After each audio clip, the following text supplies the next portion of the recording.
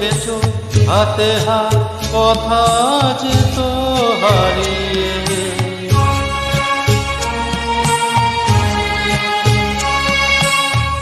আজ এখানে আমার আশার সমাধি, ব্যথা জানাবার ভাষা নেই,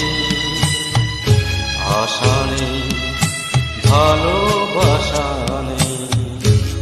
আশা ছিল ভালোবাসা